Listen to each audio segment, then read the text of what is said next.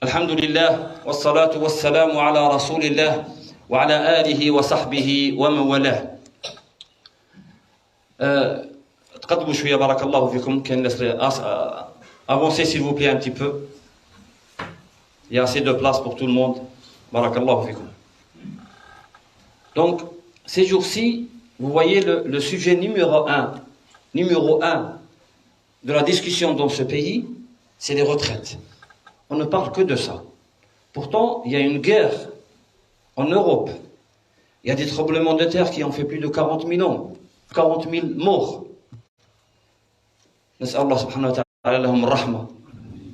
Mais on parle de la retraite. Pourquoi on parle beaucoup de la retraite? Parce que c'est un sujet important. Les gens ont manifesté parce qu'ils n'étaient pas d'accord de travailler plus. Regardez l'être humain. Vous voyez, cette retraite-là, on travaille toute sa vie pour avoir un petit moment où on ne va pas travailler, mais qu'on va toucher quand même un petit peu. On ne sait pas. C'est l'incertitude complète. Le patronat, en général, ceux qui tiennent les décisions, te disent, écoute, il faut que tu travailles jusqu'à 67 ans pour avoir une retraite digne. La retraite de la majorité des Français, la majorité, l'extrême majorité, elle est entre 1000 et 1500 euros. Rares sont les gens qui touchent un peu plus. La majorité des gens, c'est ça. Mais regardez, imaginons que tu arrives à 67 ans. Imaginons que la loi passe et que tu arrives à 67 ans. Tu vas travailler toute ta vie, de 20 ans jusqu'à 67 ans, pour avoir une retraite digne. Est-ce que tu es sûr d'arriver à 67 ans? Combien de gens sont morts avant? D'accord, disons que tu arrives à 67 ans. Est-ce que tu es sûr d'arriver à 67 ans en bonne santé? Tu peux toucher une retraite et être malade toute la durée de ta retraite. Beaucoup de nos frères sont comme ça. D'accord, disons que tu arrives à 67 ans et tu arrives en bonne santé. Combien tu vas y rester? Combien tu vas demeurer dans cet état? Si on estime dans la meilleure des choses, tu es quelqu'un de Masha'Allah, Allah il t'a tout donné, la santé et tout, tu arrives à 80 ans en bonne santé. Combien tu auras vécu en retraite? 13 ans. Et ça c'est rare quand même. 13 ans. Regarde, les décideurs, ils te prennent toute ta vie. 8 heures par jour, toute ta vie pratiquement, pour te donner 13 ans. Avec un minimum possible. Et pour ça, on nous a demandé de travailler 1 an ou 2. On manifeste et tout. Je ne dis pas que c'est bien ou pas bien, je ne suis pas en train de faire de la politique. C'est juste une analogie par rapport à notre vision en tant que croyants. Tu te dis, subhanallah, les gens se lèvent, se battent, des invectives dehors au Parlement pour 1 an ou 2 ans de plus, ou pour 100 ou 200 euros de moins ou de plus, dans quelque chose qui n'est pas sûr, dont la majorité des gens ne sont pas sûrs d'y arriver, c'est-à-dire la retraite. Mais on a quelque chose une retraite très sûre, une retraite dont personne ne doute, qui est la fin de ta vie. Tu peux douter d'arriver à la retraite, parce que c'est pas toi qui décide, c'est pas toi qui as la clé du temps, c'est Allah qui l'a. Mais tu es sûr de quelque chose. Ta retraite, le jour du jugement dernier, tu vas l'avoir. Quoi qu'il arrive. Chacun de nous, depuis Adam, alayhi salam, jusqu'au dernier, aura une retraite le jour du jugement dernier. Mais alors, quelle retraite? Donc pourquoi les gens manifestent, s'invectivent? Parce qu'ils ont peur d'arriver à cet âge-là et de ne pas toucher assez pour vivre dignement. Rasulullah sallallahu alayhi wa sallam, il te parle de cette peur. Il te donne une analogie par rapport entre dunya et l'autre monde. Il te dit, celui qui a peur, c'est-à-dire celui qui a peur de ne pas y arriver, commence son voyage plus tôt. Si toi tu as quelque chose à aller chercher dans un endroit, si normalement d'habitude tu te lèves à 8 heures, là si c'est important tu te lèveras avant, pour être sûr de ne pas le rater. Et Rasulullah sallallahu alayhi wa sallam dit Man khafa adlaj, celui qui a peur, il commence son voyage tôt. ومن أدلج وصل المنزل أو بلغ المنزل. Et celui qui se réveille tôt, ben il arrivera à temps à l'endroit où il va. Quand tu arrives dans cet endroit, tu veux quoi? Tu veux une marchandise. Quelle qu'elle soit, une marchandise. La retraite, c'est une marchandise. On voit bien qu'au Parlement, on dit on rajoute un petit peu, on enlève un petit peu, 100 € de plus, 100 € de moins, et ainsi de suite. On lui a donné une valeur. Allah, Rasulullah sallallahu alayhi wa sallam, il te dit, là, quand tu vas arriver, c'est quoi? C'est pas sa marchandise d'ici bas. C'est une autre marchandise. Il dit, Ala inna sil'ata Allahi ghaliya. N'oublie pas que là, dans ton voyage, là, tu vas vers une autre marchandise, qui est la marchandise d'Allah subhanahu wa ta'ala. Et il te dit, oh, sache que cette marchandise-là a une grande valeur. C'est une marchandise précieuse. Après, il te dit, c'est quoi? La marchandise d'Allah, c'est le Jannah, c'est le paradis. Alors, on doit se poser tous la question. Chacun de nous pense à sa retraite. Ceux qui n'y sont pas encore pensent, est-ce qu'il va toucher? Est-ce qu'il aura assez d'annuités? Est-ce qu'on pense si on aura assez le jour du jugement dernier? Est-ce qu'on est autant épris par ces calculs pour le jour du jugement dernier? Regardez la différence. 13 ans. Allah, il te dit l'éternité. 13 ans pour avoir quoi? Moins que ce que tu touchais quand tu travailles. Forcément. Allah, il te dit, je te donne plus. Le jour du jugement dernier, et je te donne ce plus-là, tu ne peux même pas l'imaginer. Il t'a donné des exemples, des petits exemples de ta retraite. Mais il te dit, regarde, dans cette retraite, pas de temps. Tu ne regardes même pas le temps. Combien je vais rester dans cette retraite? Tu ne regardes pas le temps. Ça ne s'arrête jamais. C'est l'éternité. Tu ne regardes pas ta santé. Ça ne part jamais. Rien ne viendra t'enlever ce plaisir extrême. Est-ce qu'il t'a demandé 8 heures par jour, Allah subhanahu wa ta'ala? Non. Le meilleur d'entre nous, il fait combien? 1 heure par jour pour avoir cette retraite. Et c'est pour ça qu'Allah subhanahu wa ta'ala, il nous donne un autre exemple. Il nous envoie un peu ailleurs. Il te dit, regarde, les gens qui étaient avant Rasulullah sallallahu alayhi wa sallam, ils faisaient le pèlerinage aussi, d'une autre façon. Il y avait un petit groupe qui disait, nous, on va en pèlerinage, donc on ne prend rien avec nous. Ni nourriture, ni eau, ni rien du tout. Beaucoup d'entre eux mourraient en route. Pourquoi? On va chez Allah, donc on n'a besoin de rien. Allah, il dit, non, non. Préparez-vous, préparez quelque chose pour le voyage. Et après, il te dit, et le meilleur de ce qu'on prépare pour le voyage, c'est taqwa, la piété. Savoir la piété dans le voyage. Non, il veut que tu penses à l'autre voyage.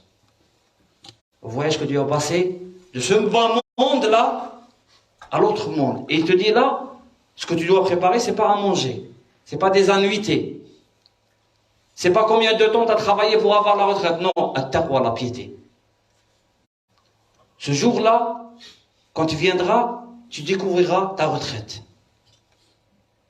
Et tu entendras, oh vous qui êtes au paradis, c'est un plaisir sans mort. Il n'y a pas la mort. Même la mort meurt.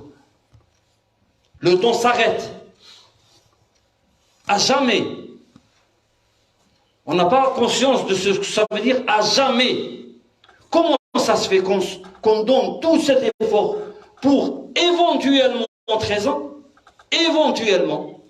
On ne sait même pas si c'est en bonne santé, s'il n'y aura pas une guerre jusqu'à là, que tout va changer, on ne sait pas. Personne ne sait absolument rien. Les Ukrainiens, beaucoup d'entre eux, ou les Russes, attendaient la retraite. Il y a une guerre. Nos frères, en Turquie et en Syrie, ils attendaient la retraite eux aussi. Même beaucoup d'entre eux dormaient quand il y avait le tremblement de terre pour travailler le lendemain, pour avoir une retraite. Ils ne sont plus là. À ce moment-là, ils savent absolument quelle retraite ils vont toucher. À ce moment-là, ils savent, ils sont déjà en retraite. Soit dans la bonne, nous demandons à Allah subhanahu wa ta'ala que ça soit ça. Soit dans la mauvaise, wal'iyadu billah. Donc, Allah, des fois, il nous amène des événements pour que notre regard soit le regard d'un croyant. Pas le regard de quelqu'un qui vit cette vie comme si c'était la seule. Non, ça c'est juste un passage. On va tous partir un jour. On aura tous la retraite là-bas. Est-ce que tu t'es préparé? Est-ce que tu as regardé comme tu regardes pour ta retraite combien tu vas toucher? Est-ce que tu as regardé ça? Si tu n'as pas regardé ça, tu as encore le temps. Allah, il ne te demande pas grand-chose. Il t'a donné 24 heures. Dans ces 24 heures, si tu donnes à Allah une demi-heure, tu rentres au paradis. Regarde la différence. Ton patron, il t'a absolument rien donné. Ni temps, ni santé, ni rien du tout. Par contre, il te prend 8 heures de ton temps. Pour te donner quoi? Éventuellement, au bout de 43 ans de travail, éventuellement 13 ans.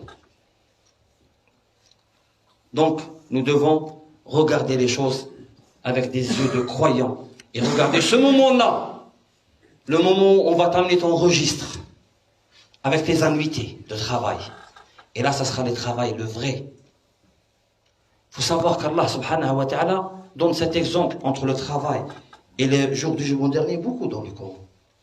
Quand il a parlé à Sidna Moussa alayhi salatu wassalam, قال إنني أنا الله لا إله إلا أنا فاعبدني وأقم الصلاة لذكري إن الساعة آتية.